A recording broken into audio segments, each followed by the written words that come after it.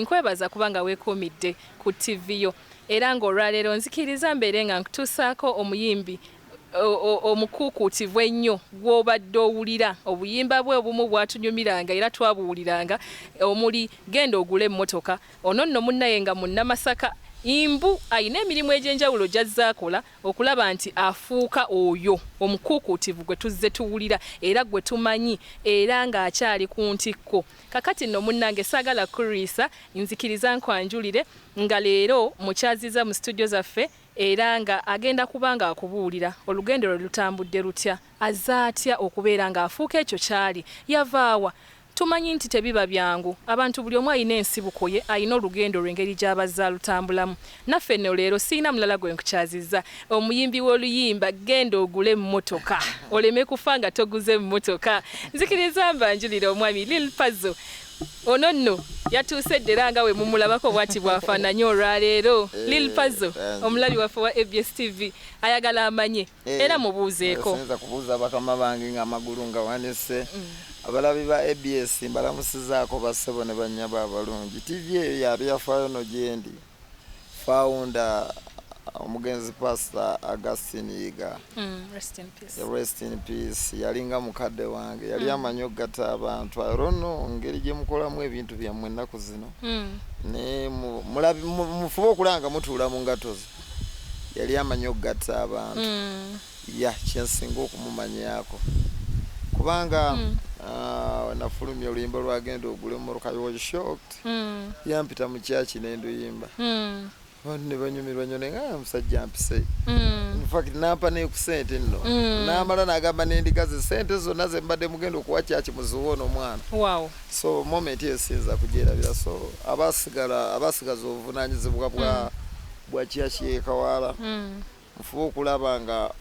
mutambulira mu ngato z'oyo gaayi weewaawo kiba kirungi nnyo okujjukira abantu abatuvudde ku maaso olw'ebirungi baba batukolera Lil Pazo asiimye nti omwami oyo alina ekyenjawulo kye yamugattako ku bulamu bwe era n'amusiima wabula n'afuba okulaba nti atugamba nti naffe tubeeko ekyenjawulo era tusigale ku mulamwa gwennyini omugenzi Pastor Yiga gwe yatambulirangako kale omulabi waffe omulungi yandiyagadde okumanya Lil Pazo yaani Lil Pazo nze Mukasasini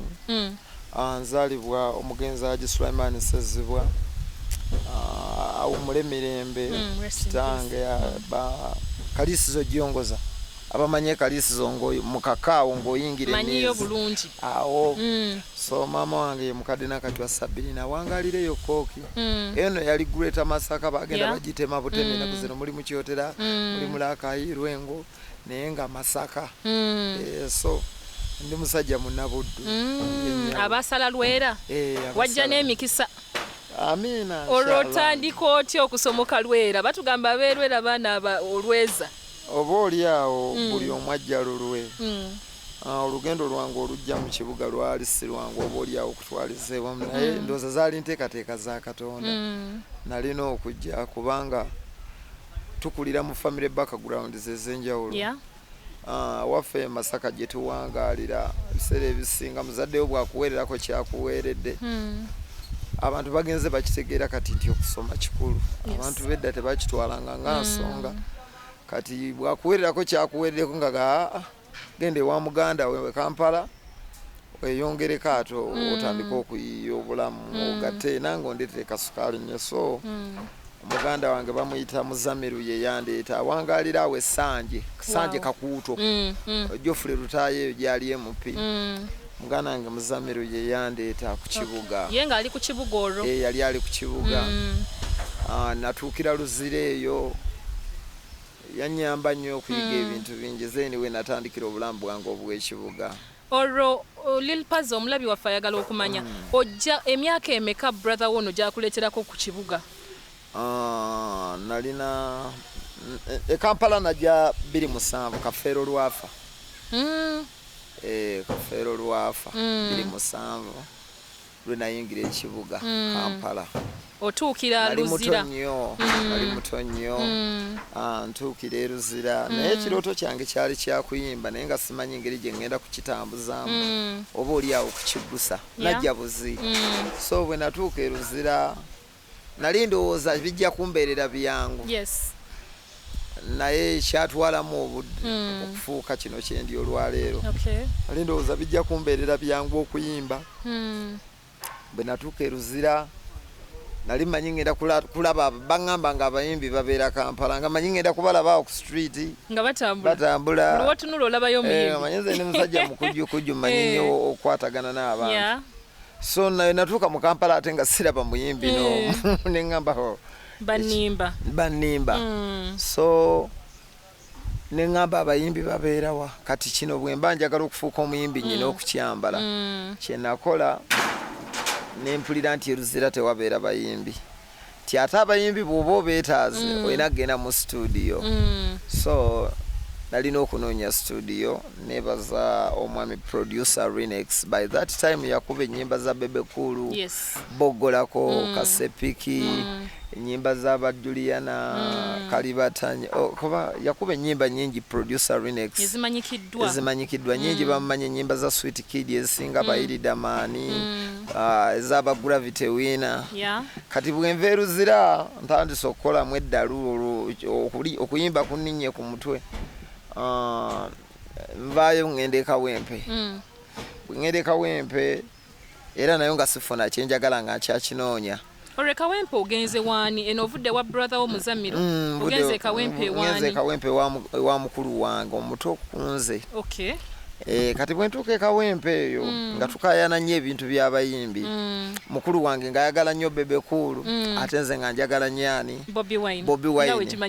ate nga mukulu wange yampa ku kyokulya yansuza kati nga tukayana nnyo olunaku lulamba tusiiba tukayana ku dduuka lyaffe lya fanica Bebe Kulu yasinga mugamba wa Bobi Wine yakola ki Bobi Wine yasinga emboozi z'abalenzi zibeera mu ghetto naffe kati babitwogerako batugambe eyo mu wino ffe tusiibe emboozi aliri Pazo emboozi zibeera mu downtown kati mukulu wange kyamunyiza omuwakanyanga ng'alaba nzala walanka ye alina okundaga nti oli yasinga kyokka ate nga naye nyina wange then bwe natuuka e Kawempe nangoba nangamba onkayanya nnyo ku bizinensi yange onkayanya nnyo ate naye nga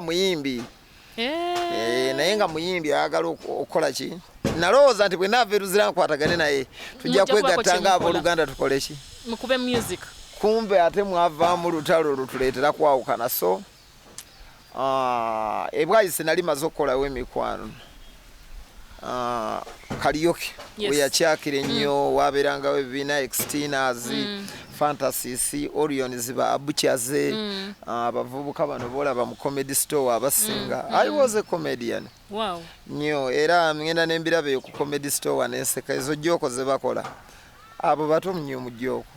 bye bakola mwe bakabaka ffe bakabaka ffe twabikolanga ebwayise nakolanga ne ba MC Godigodi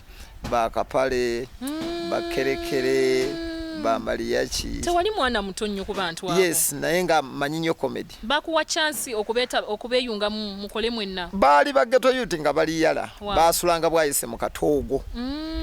bw'obeera bwayise erimu ekitundu ky'abaloodi erimu n'ekitundu ky'abaavu eno wansi mu katoogo bayala walinga jimu ya Zebula Mando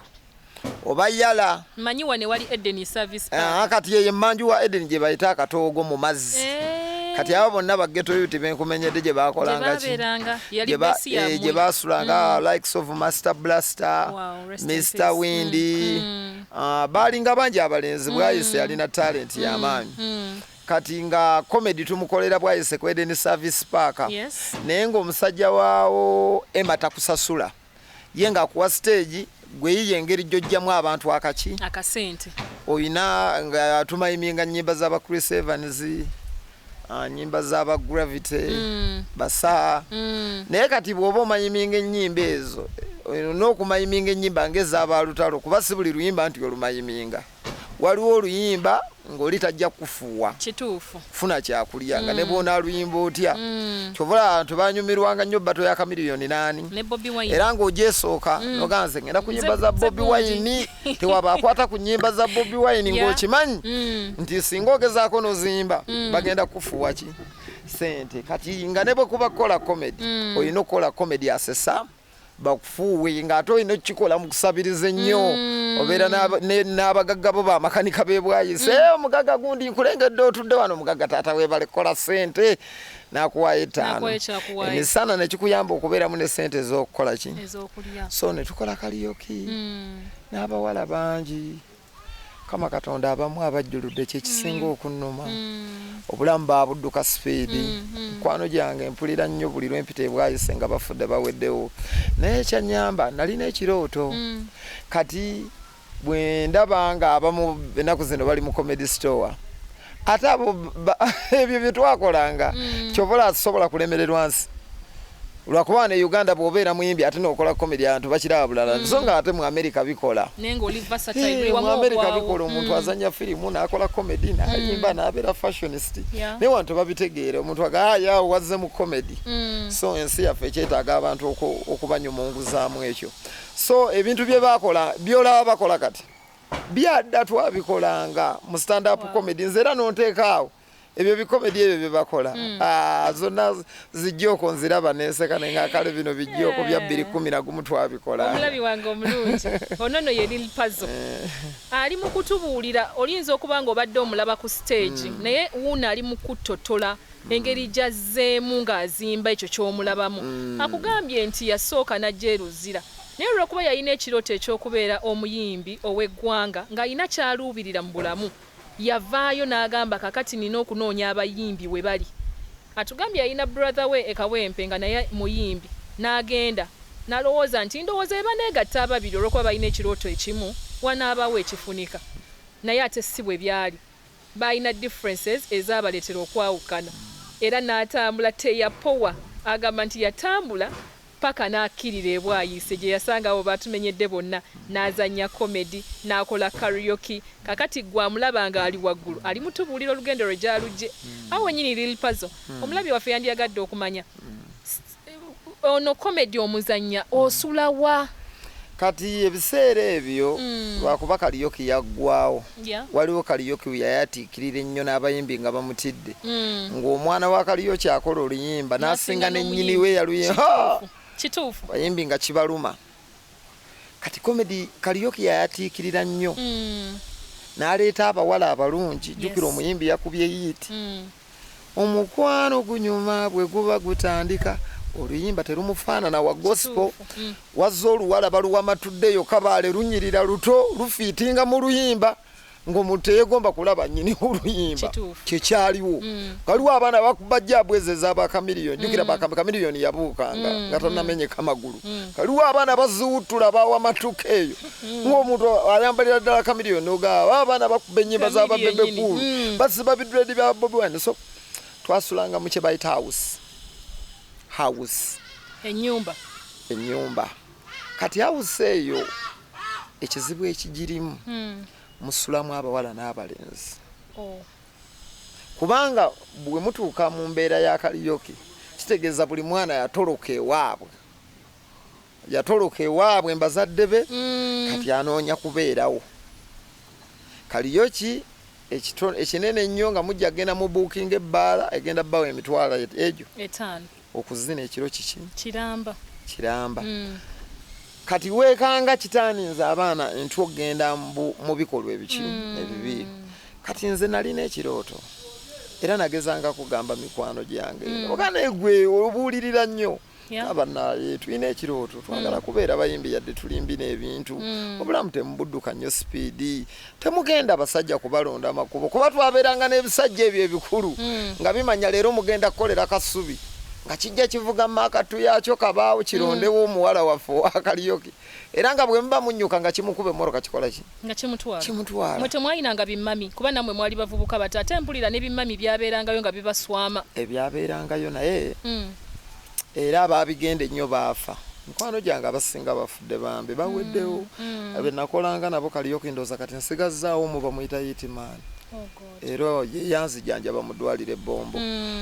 abasinga bafudde bantu nga 15 sikyabalaba bonna bali mu ttaka kuba obulamu babuduka sipiidi naye yitimaani namugambanga yitimaani tonywa nnyo kakasada yitimaani tonywa nnyo walajo oyo ate nga banywa walajo oli omweru ow'ekidomola yitimaani togenda nnyo n'abawala kubeera ng'akyaliwo. Nze nange olwaleero ali ku kamera zino zentunuddemu singa obulamu nabudduka speed oba oliawo saaliwo nandibadde ndi mufu. Kale kibeere ekyokuyiga eri naddala abantu abaagala okuyimba. Obulamu tobudduka nnyo speed, beera n'ekirooto. Nze nalina ekirooto kati bwe nkuba kaliyo kyoyo mu kuba ngamba enaafu is enaafu. Nina okuva ebwayise ekimala kikola kimala nsula mwawusi nakolako ebintu bingi, navugako zipiki, nakola ebintu ebwayise mu ziwooteeri. Chapati ozikubirawa eyo Luzira gye nabikubiranga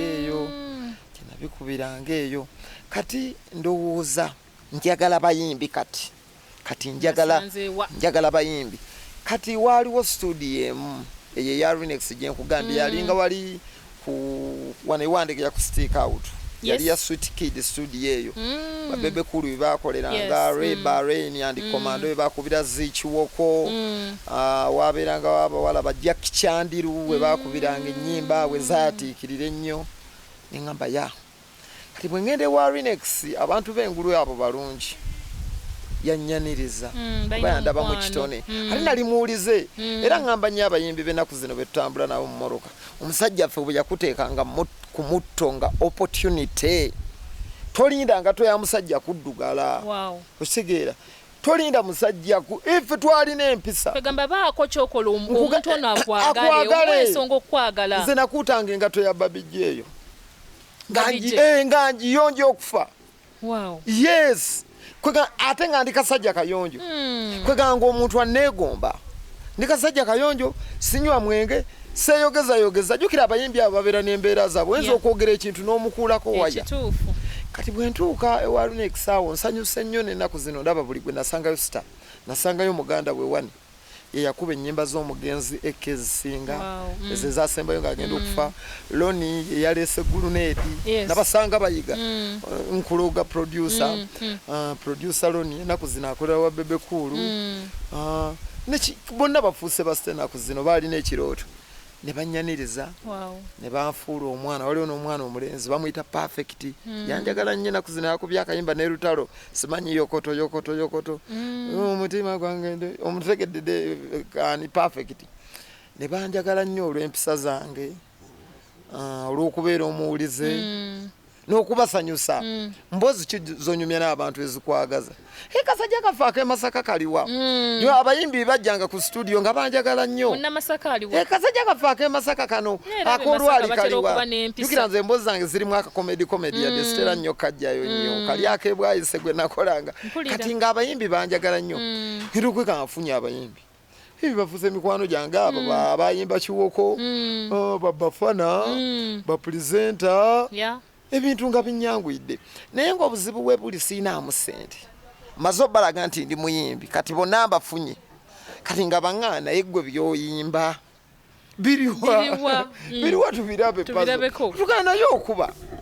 oli muyimbi. Kati nyina ekintu kimu Katonda kiyampa lwakuba nti mu Uganda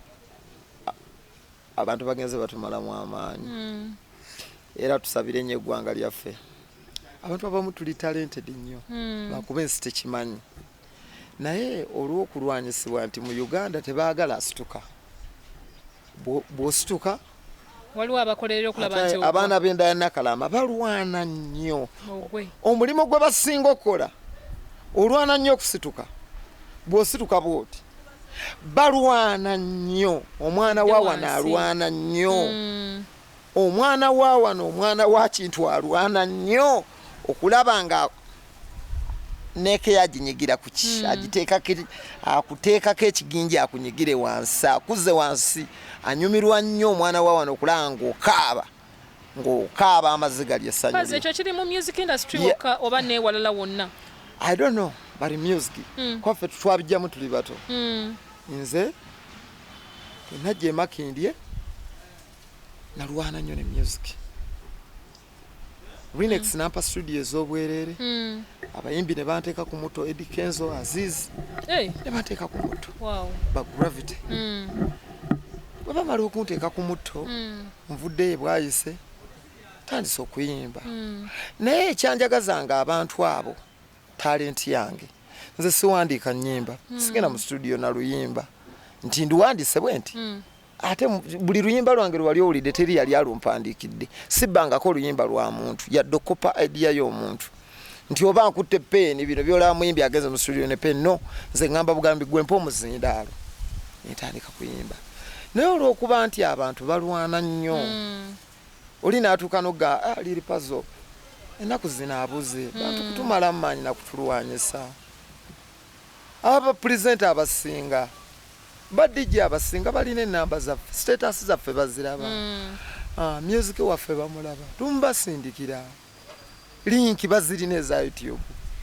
naye tasobola kera kumakyanaga Lunabe yaleese oluyimba katulupushinge ate nga baatuyuzi abayagala obaka sente yes no ne bw'oba oyagala sente ne bw'oba oyagala sente si buli omuntu alina sente nze liri Pazo nnyinza okuba nnyinamu nga ngenda n'ennyimba ekikandwa naye tusaasire omwana we Makindi kalenda school fees ayagala kubaawo kati eyo ng'ovuddeyo kubanga ensi bwetyo tosobola kukyusa byateekebwawo oyinza okumaliriza okyaiddwa kati bwe nzija Makindi nenfuna emikwano mingi bwe nfuna emikwano emingi nengezaako music okulwana olwovuddeyo eri ku studio ya Renex evudde ku Lumumba Avenue eze Makindi eruwafu kati nzigira ddala in center of music kyekiri kye walootanga otuuke Kampala olaba abayimbi kati nze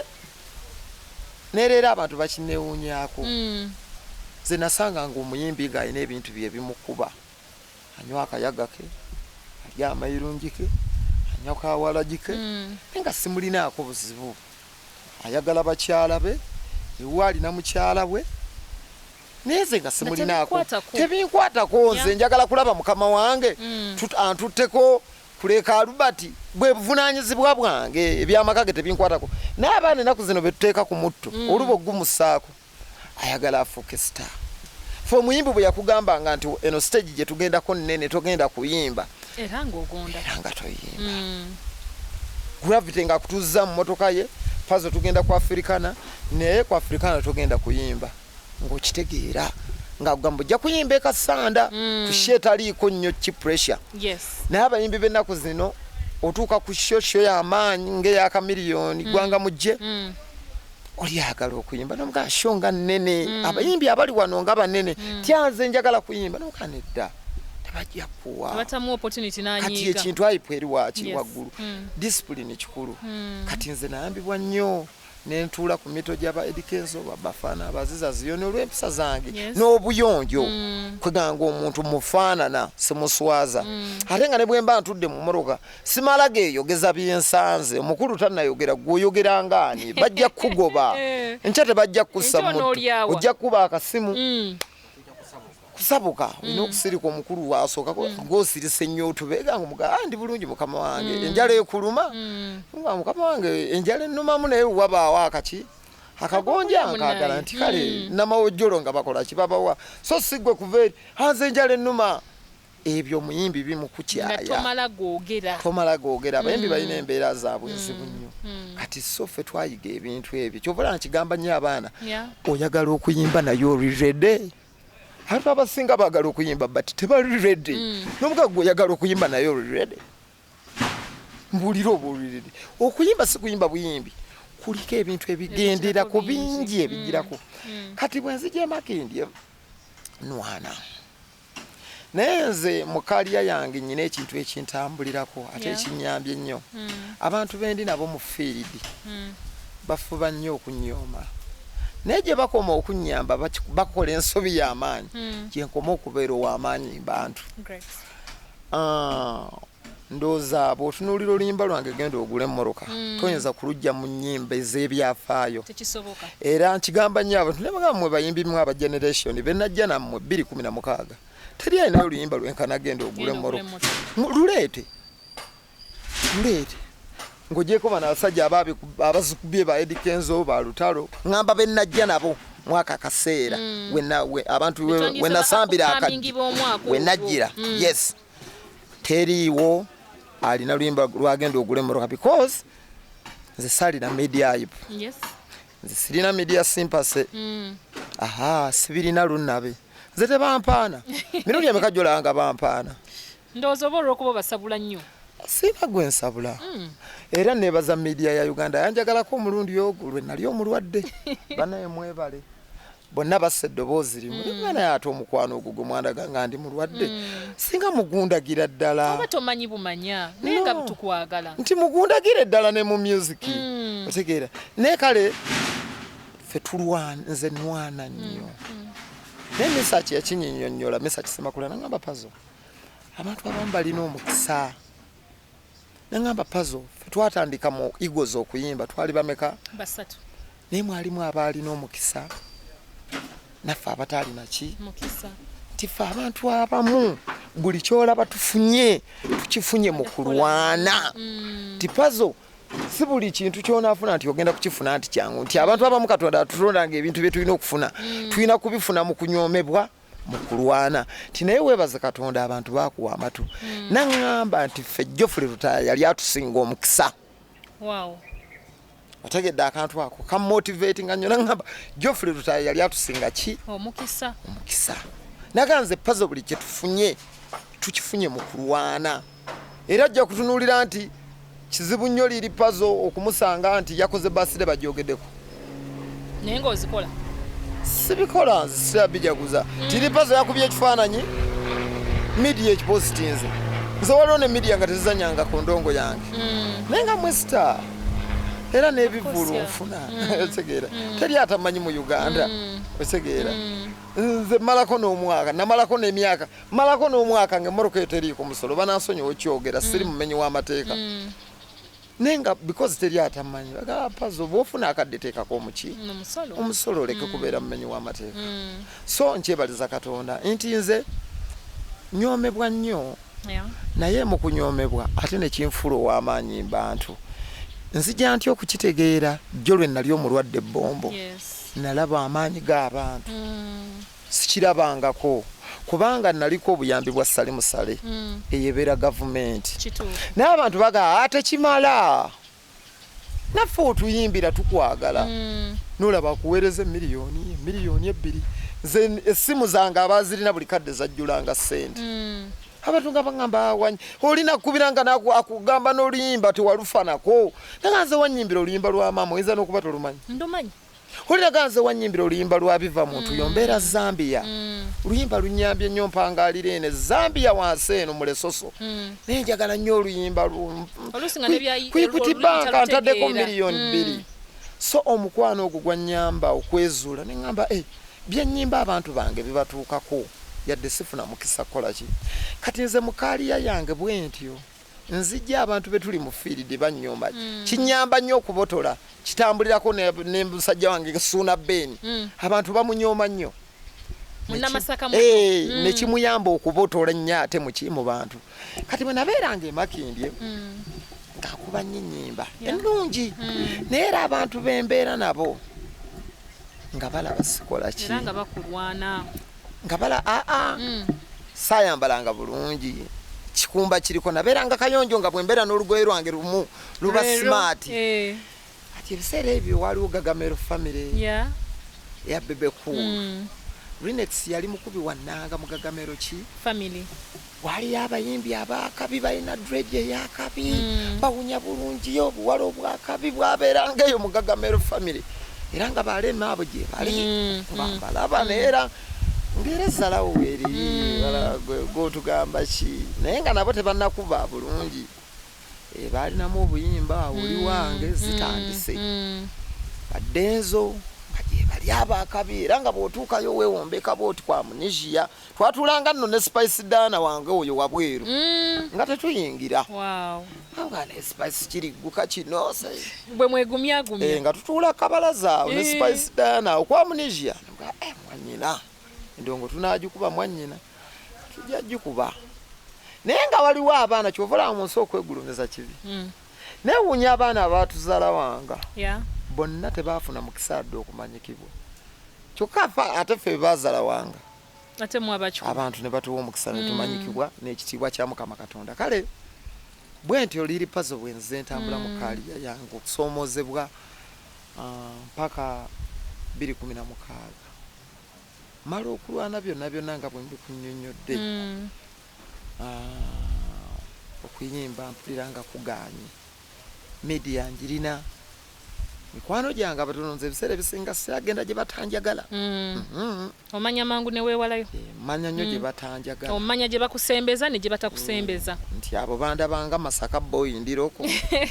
abo baluzungu abe Masaka tubatumiddeko nnyo mwenna muna Masaka wammwe abo baluzungu sijja gendayo oyo DJ azanya nyimba z'Abamerika sijja gendayo nyezo okumufaananira obubi obutamusanyusa era sirinnyayo mbambi yagala naye sitera nnyo kwetwala gye batambise naturally ng'omuntu newankubadde mbanjagala 2016 ensi ensobera waliwo ekikwano kyange kimeya kyeruwero kati bakiyita ki Chris Jones banasonyiwa okiyita bwekityo omukulu okulamusizaako naye twemanyi nnyo ekyo bwe tweyita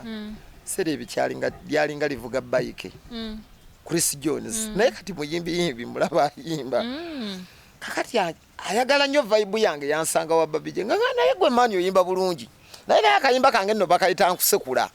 nga kakwata eruweera awo badde eki yakapromotinga erono mu nnyimba zange zonna nga nyina akayimba kakwata akaalo k'eruweera awo mu tawuni oba DJ eki yakakuba n'akamanyisa abantu naga gwe nyinayo omuyimbi wange gwe mpromotinga mbadde njagala mukolemu bato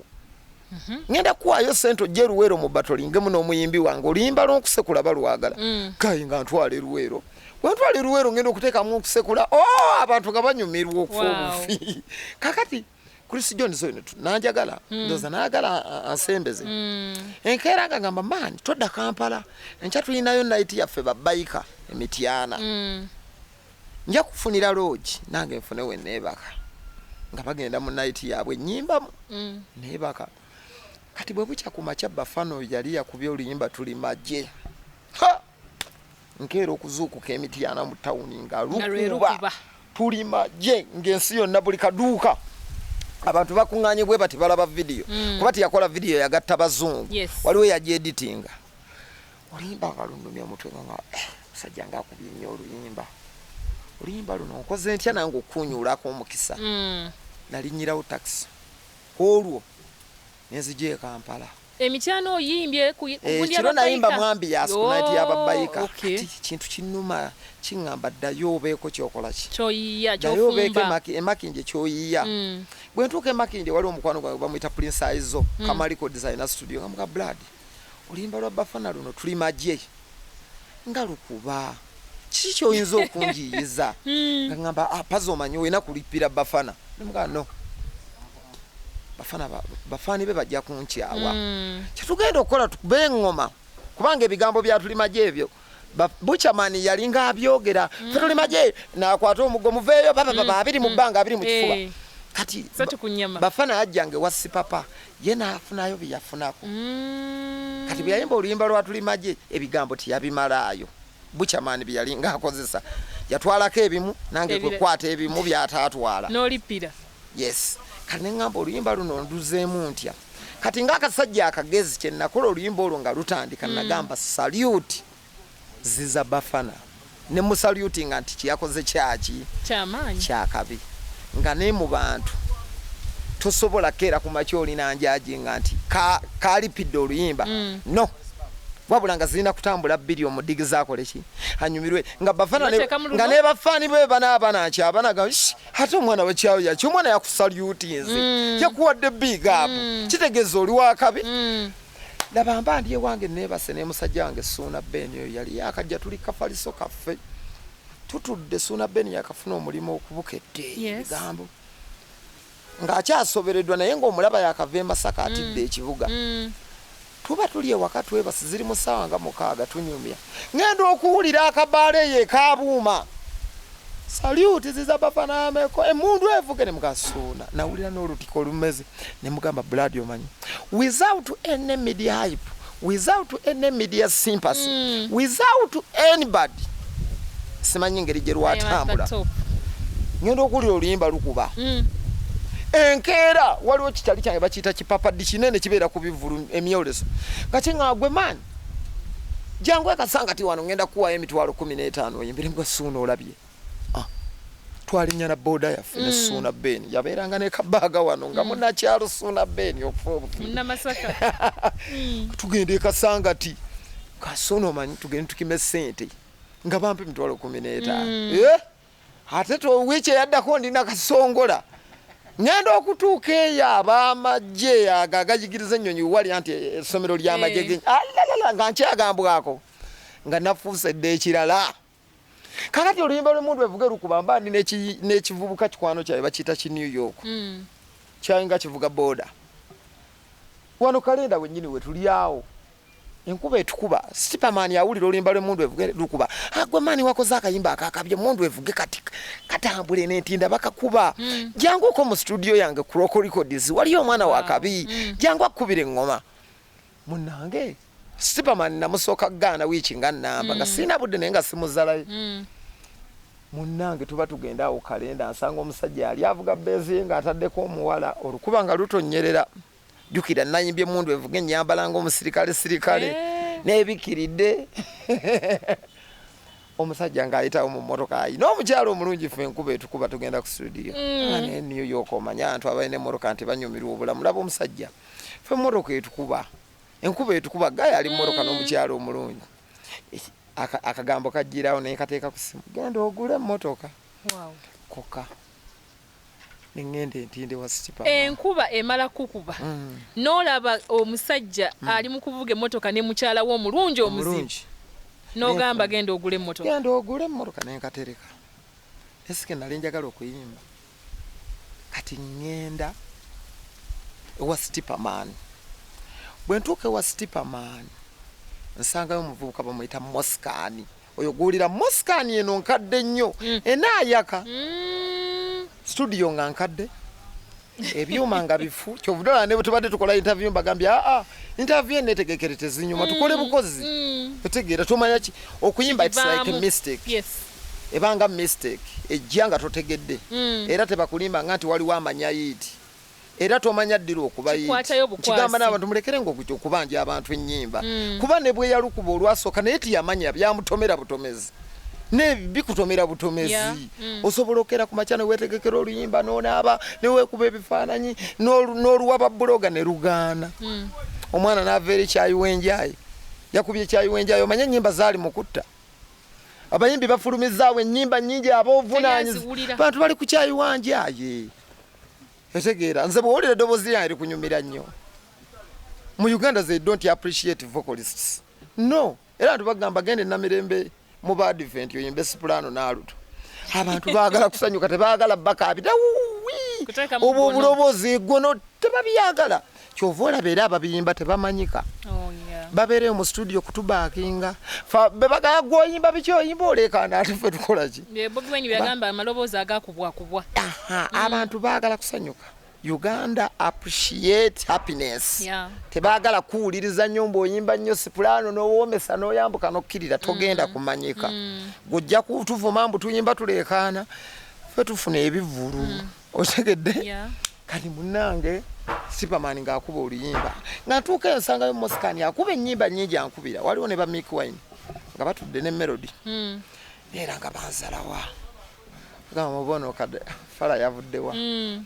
Moskani muyimbira mu nnyimba genda ogule emmotoka nga ngamba yimba ekyo